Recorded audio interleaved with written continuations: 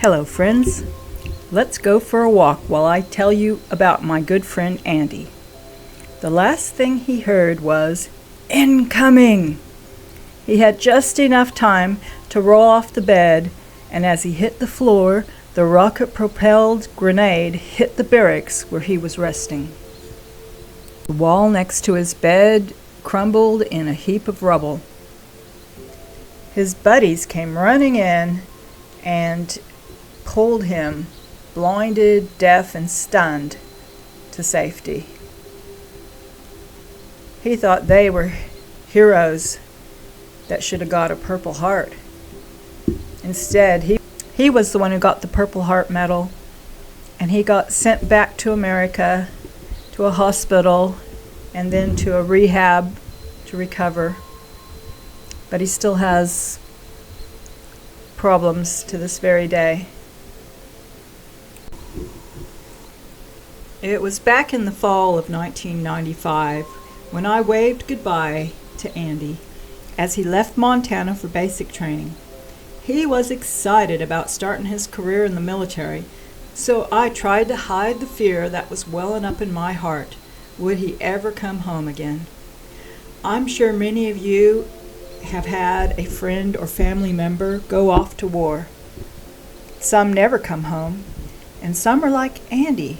They come back with wounds that you can see, and even more scars that you can't see. Post-traumatic stress disorder, PTSD, affects at least 20% of veterans who have served in Iraq and Afghanistan, and 10% of veterans overall. And the suicide rate is shocking, over 20 a day.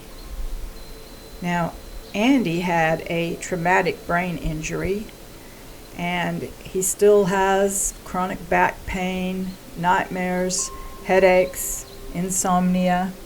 He's on quite a few medications. His eyes have been affected. He has to wear special glasses. They're the things that you can see.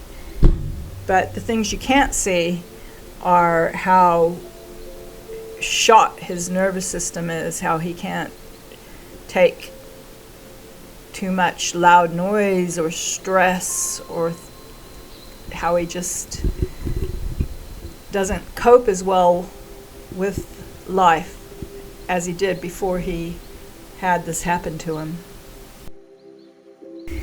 I am really glad that instead of turning to drinking or doing drugs, my friend Andy turned to animals. He rescued some little goats that needed a home, and he had some dogs, and they just provided him the support, the emotional support, the companionship, and the comfort during those long nights when he couldn't sleep. He would just sit with his animals in the barn and listen to music and try to recover from his stress. The American Heart Association did a study in 2013 that proved that having pets was good for your blood pressure, your cholesterol, your BMI, and it reduced the suicide rate by a large amount. Now, the Veterans Administration, the VA, has a service dog program, and there's quite a few other organizations such as Canine for Warriors, Canine Companions for Independence, Assistance Dogs International, Paws for Patriots, Service Dogs Inc., Pets for Vets, and Warrior Canine Connection. All these organizations, they provide service dogs for veterans, but there's a huge more demand than there is for how many animals that they can provide.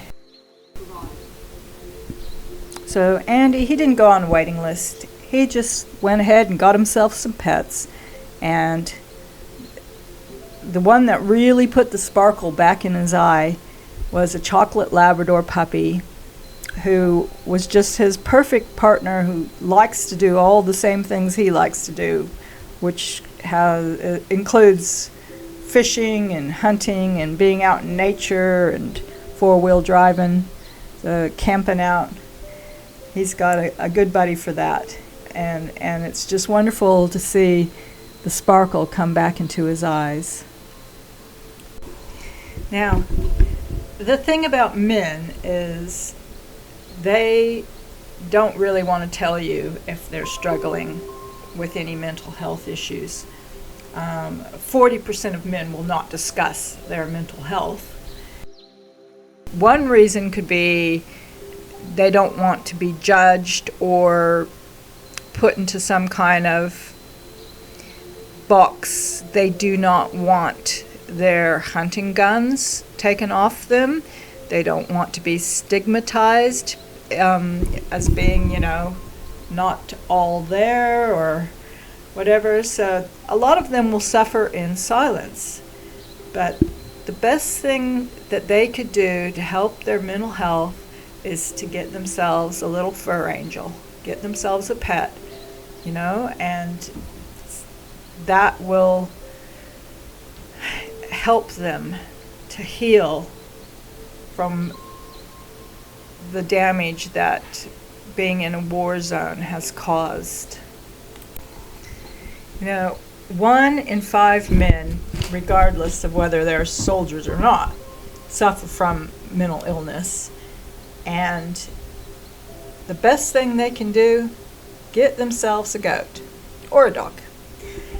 Share this video with them and talk to them in a non-judgmental way.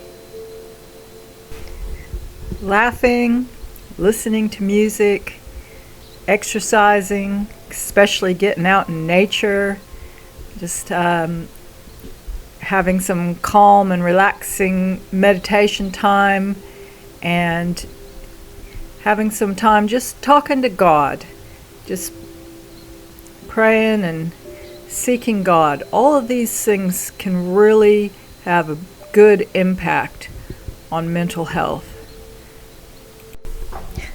The good news is that with the right treatment, 30 to 50% of veterans suffering from PTSD can recover within 6 to 12 months.